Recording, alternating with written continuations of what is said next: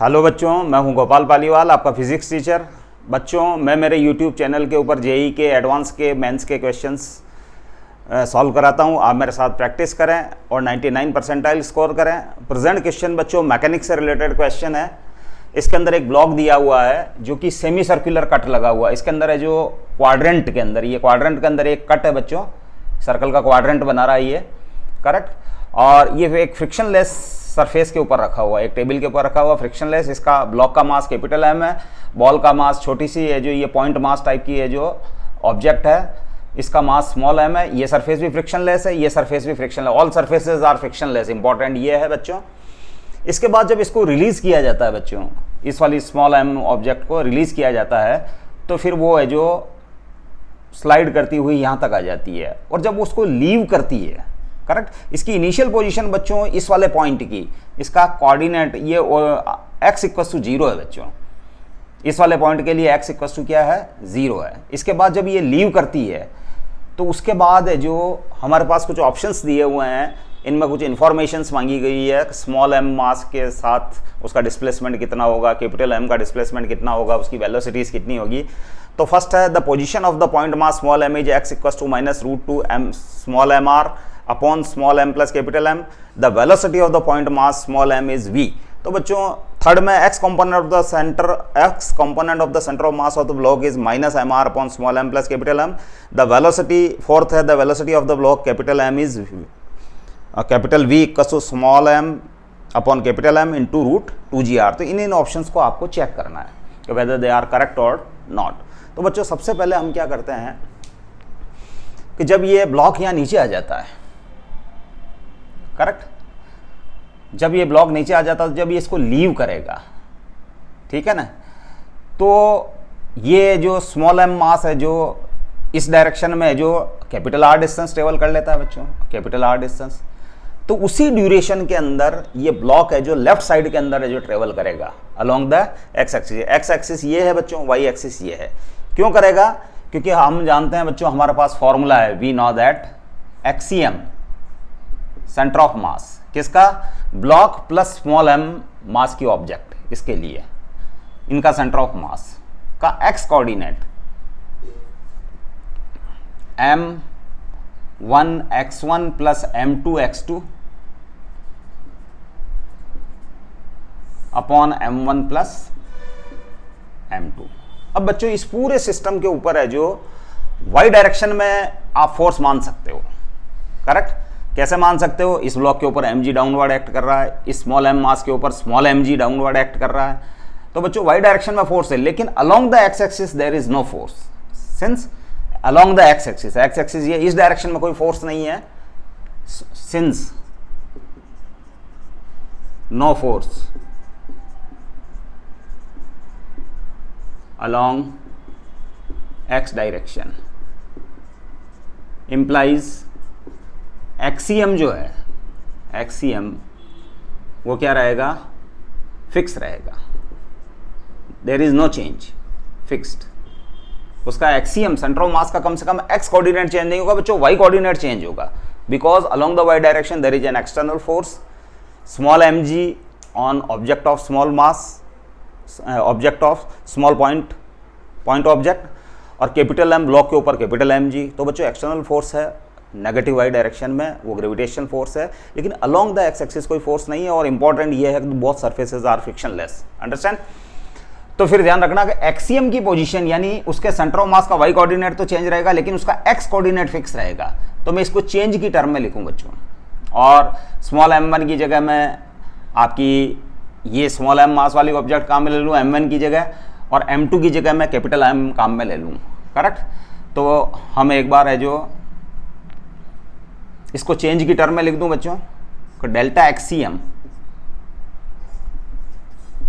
Equal to m1 की जगह मैं स्मॉल m काम में ले लूँ, इसको लिख लेता हूँ मैं डेल्टा x1, और m2 की जगह कैपिटल M ब्लॉक का मास काम में ले लेता हूँ, इसको लिख देता हूँ डेल्टा x2 चेंज की टर्म में, और it is small m plus capital M।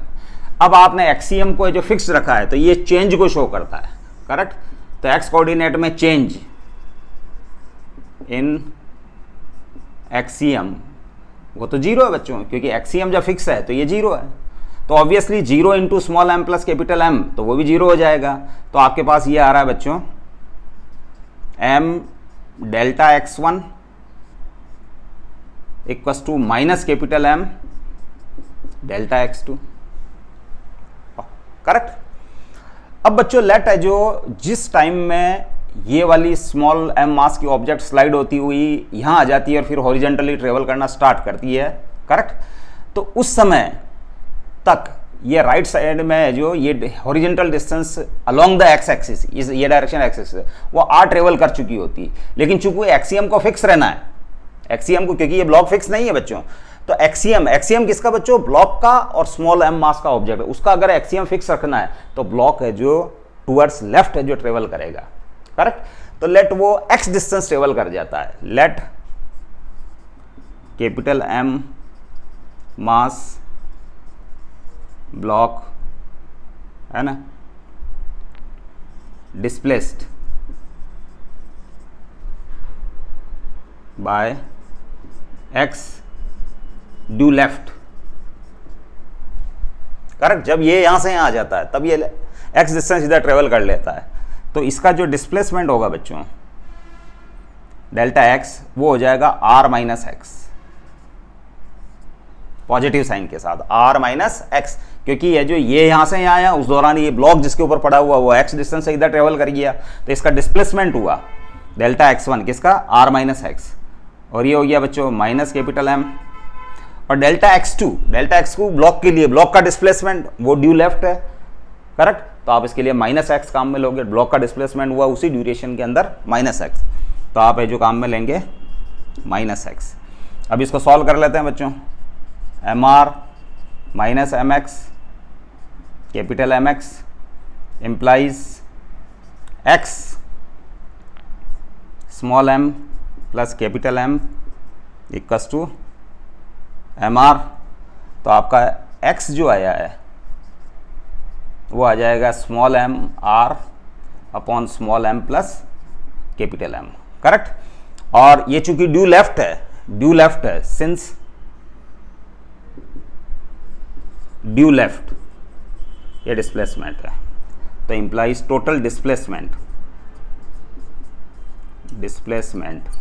वो माइनस एक्स यानी minus m r upon small M plus capital M होगा, इसका ब्लॉक का डिस्प्लेसमेंट है ना। तो बच्चों the x component of the centre of mass of block is minus m r upon small M plus capital M. Actual में इस block का केवल एक्स कॉम्पोनेंट ही, ब्लॉक के सेंटर ऑफ मास का केवल एक्स कॉम्पोनेंट ही चेंज होगा बच्चों। क्यों? क्योंकि ब्लॉक के ऊपर इंडिविजुअली अगर बात करें तो उसके ऊपर एक ग्रेविटेशनल फोर्स है और एक नॉर्मल रिएक्शन अपवर्ड्स है, दोनों काउंटर कर लेते हैं, काउंटर बैलेंस कर लेते हैं, करेक्ट। तो इसका एक्स कोऑर्डिनेट है जो वही चेंज होगा ओनली, करेक्ट, वो इस रीजन की वजह से होगा, तो इसका एक्स कंपोनेंट ही होगा। तो ये आपका ये ऑप्शन सही है बच्चों। The x component of the centre of mass of block is minus m r upon small M plus capital M. अब है जो हम अदर ऑप्शंस को चेक करते हैं।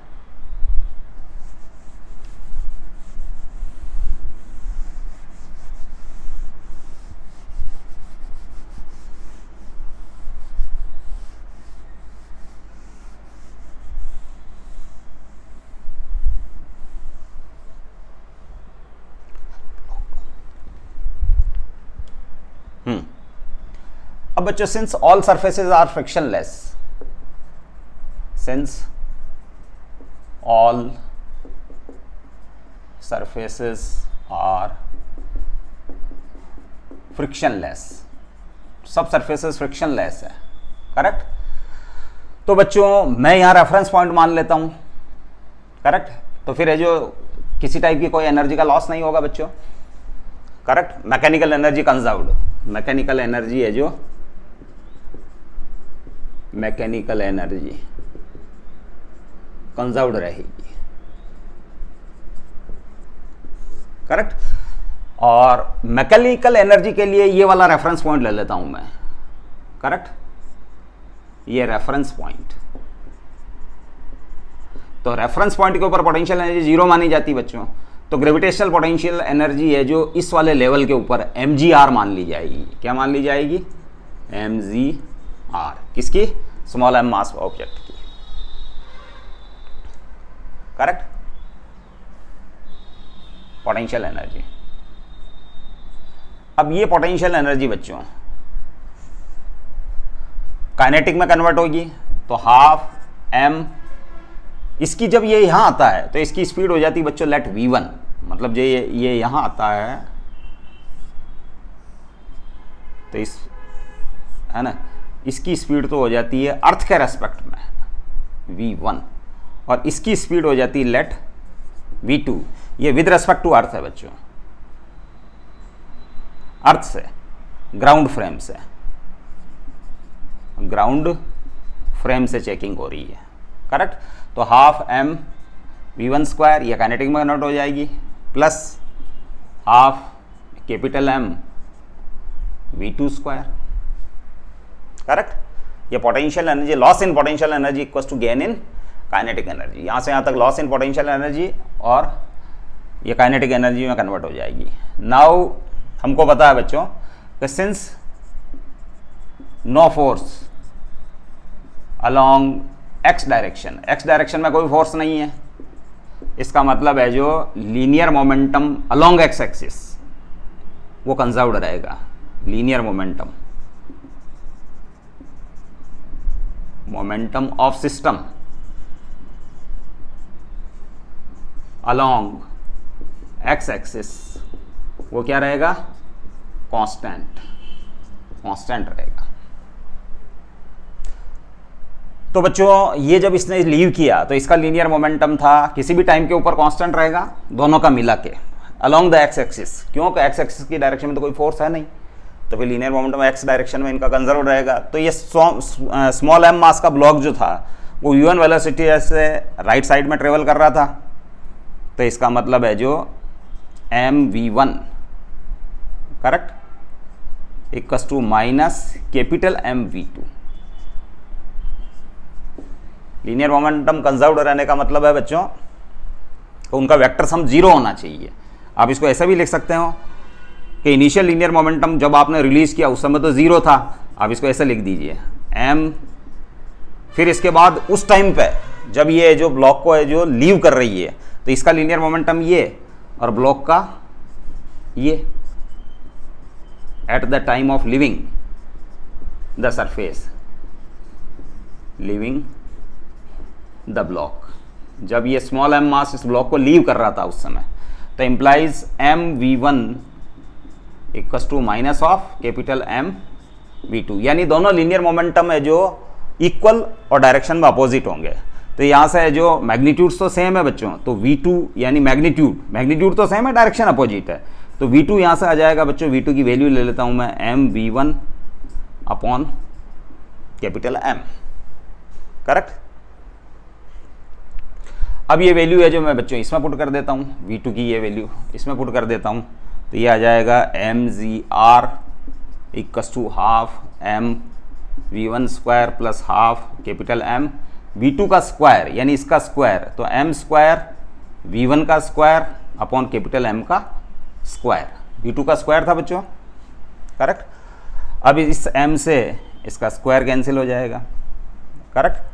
तो mgr equal to half m v1 square, इसको मैं कॉमन ले लेता हूँ, 1 plus half small m v1 square, तो यहाँ small m by capital M बच जाएगा बच्चों, small m by capital M।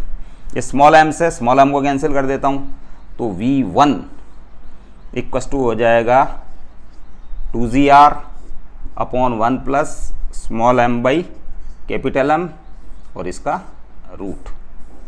Correct बच्चों। तो ये ऑप्शन आपका आ रहा है बी ऑप्शन। करेक्ट। तो बोथ आर करेक्ट।